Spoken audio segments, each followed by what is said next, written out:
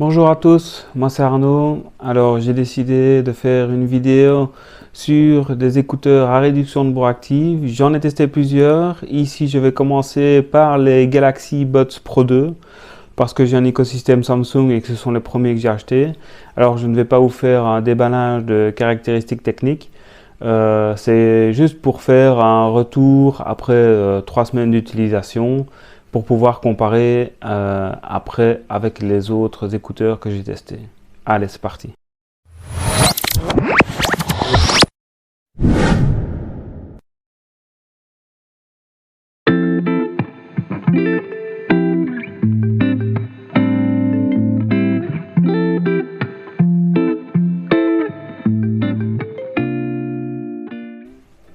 Alors première chose que j'ai bien apprécié, c'est le boîtier. Le boîtier il est tout petit, il ne glisse pas. Vous l'avez dans la poche, vous ne le sentez presque pas. Il a une recharge sans fil, une recharge USB-C. Pour l'autonomie, il faut compter 24 heures. Moi, les écouteurs avec la réduction de bruit active et de la musique, chaque fois j'ai tenu plus ou moins 4h30. Qui dit réduction de bruit active, dit forcément être. Alors pour ma part, ça ne m'a pas trop dérangé. Il y a 3 tailles d'embout. Moi, ce sont les médiums. Pour les mettre, c'est assez simple. Il suffit de faire un quart de tour dans l'oreille. Et voilà, ils sont mis. Ils sont assez discrets. Le seul petit bémol, c'est que comme ils sont tactiles, dès que vous les manipulez, les commandes peuvent changer. Justement, pour les réglages, c'est assez basique. Un toucher, c'est play pause. 2 touchés, c'est chanson suivante. 3 touchés, c'est revenir en arrière. Un appui long, c'est passage du mode transparent au mode réduction de bruit active ou inversement. Dans l'application après, on peut vraiment changer les appuis ou les toucher sur les écouteurs gauche ou droite. Et ça, c'est vous qui voyez avec l'application qui est vraiment très complète. C'est une des meilleures applications par rapport à tous les écouteurs que j'ai essayé. La première chose qui m'a intéressé sur ces écouteurs, c'est forcément la réduction de bruit active. Il y a le mode passif et le mode transparent. La réduction de bruit active, ça permet vraiment d'atténuer tout ce qui est bruit ambiant. Ça fait vraiment du bien, même à la maison, avec l'aspirateur robot, la soufflerie du poêle à peler, la machine à café. Dès que vous sortez de chez vous, les transports en commun, la ville, ça fait vraiment du bien de se retrouver, d'atténuer les bruits. On y prend goût vraiment très vite. Après quelques jours d'utilisation, j'ai eu la chance de pouvoir les comparer aux AirPods Pro première génération. J'ai fait des petits tests, je les ai mis dans des situations où j'ai changé et j'ai vraiment du mal à distinguer une différence. Ils sont vraiment au même niveau. Maintenant, ce n'était que les AirPods Pro première génération, mais voilà, les Samsung ont vraiment un très bon niveau à réduction de bruit active. Le mode transparent, il fonctionne assez bien. Je n'ai jamais eu de problème de conversation avec quelqu'un ou pour entendre ce qui se passe autour de moi. Maintenant, on entend une résonance dans les oreilles où on sait qu'on est en mode transparent et on sait qu'on a des écouteurs dans les oreilles. Mais honnêtement, c'est pas dérangeant. J'ai déjà tenu toute la journée comme ça et à aucun moment j'ai dû enlever les écouteurs pour pouvoir entendre mieux une conversation ou quoi que ce soit. Mais moi, vraiment, le mode qui m'a plu le plus, c'était le mode détection de voix. Ça, c'est vraiment top parce que ça vous évite tout le temps de tripoter vos écouteurs pour passer d'un mode à l'autre.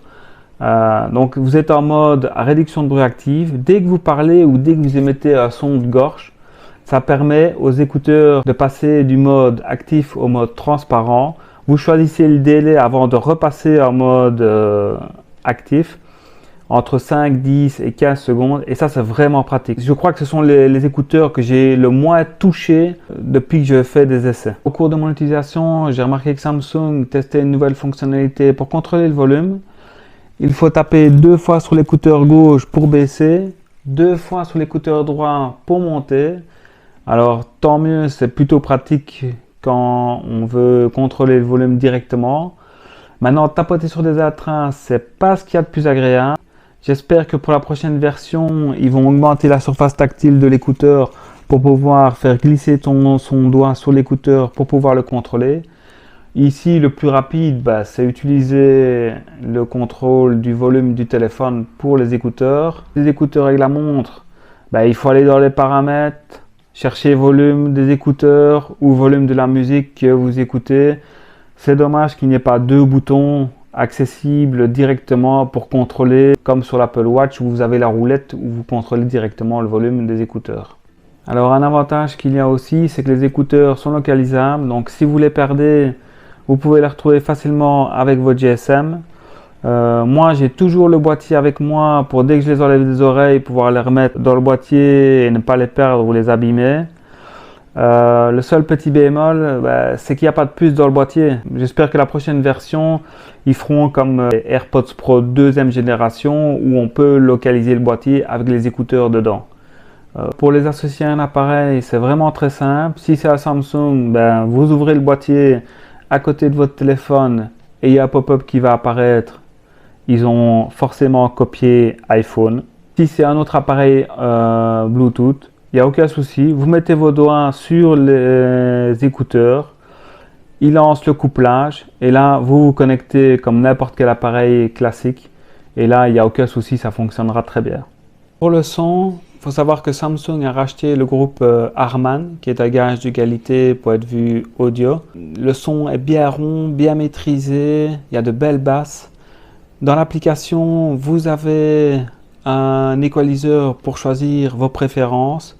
Vous avez aussi l'option 360 avec suivi de mouvement de la tête pour quand vous regardez du contenu sur votre tablette ou sur votre GSM Samsung. Moi personnellement, j'ai laissé en stéréo parce que j'écoute principalement de l'audio. Alors pour ce qui est de l'application, elle est vraiment très complète et très facile à utiliser. Ce que j'apprécie aussi, c'est le widget qui est vraiment très pratique. Moi je l'ai mis en page principale et je m'en servais beaucoup, surtout pour désactiver le tactile quand je faisais du sport. Vous avez aussi le pourcentage des écouteurs. Dans l'application, vous avez vraiment beaucoup de paramètres. Détection de la voix, audio 360, le tactile, les paramètres des écouteurs, vous avez vraiment beaucoup de choses. Et alors ce qui est vraiment bien aussi, c'est accessibilité pour les personnes qui ont des problèmes d'audition, peuvent avoir accès à différents réglages et même un peu amplifier le son pour mieux entendre. Ça ne remplace pas des prothèses auditives, mais c'est vraiment très pratique et très complet. Alors le seul point que je peux leur reprocher, c'est pour ce qui est activité physique. Alors il vaut mieux débrancher avec l'application ou le widget tactile parce que vous allez devoir régulièrement les replacer correctement dans les oreilles une fois que vous allez un petit peu transpirer. Quand j'ai été courir, ça m'est arrivé plusieurs fois d'en perdre un parce que je n'ai pas eu le temps de le replacer comme il faut et c'est vraiment dommage. Ils auraient dû prévoir juste une petite ailette pour les caler comme il faut dans l'oreille pour ne pas qu'ils bougent. C'est vraiment le seul point que je peux leur reprocher. Pour ce qui est de l'utilisation sur iPhone, Samsung copie iPhone pour garder des exclusivités. Donc vous n'aurez pas accès à beaucoup d'options. Vous pourrez quand même les utiliser avec les paramètres qui sont réglés d'origine ou même que vous avez pré-réglés avec un Samsung.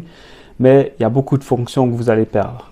Après 3 semaines d'utilisation, ce sont vraiment de bons écouteurs complets, ils ont beaucoup d'options, ils sont vraiment très discrets et le gros avantage c'est que ici actuellement ils doivent se trouver aux alentours des 169 €, ce qui est vraiment pas cher comparé aux autres haut de gamme des autres marques comme les AirPods Pro 2 qui sont déjà à 300 €, mais c'est vraiment bon marché et ils fonctionnent vraiment bien.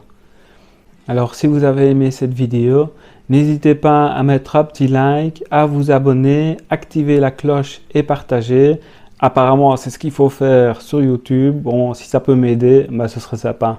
Et je vous retrouve pour la prochaine vidéo test des Bose Quick Comfort Earbuds 2. Allez, ciao!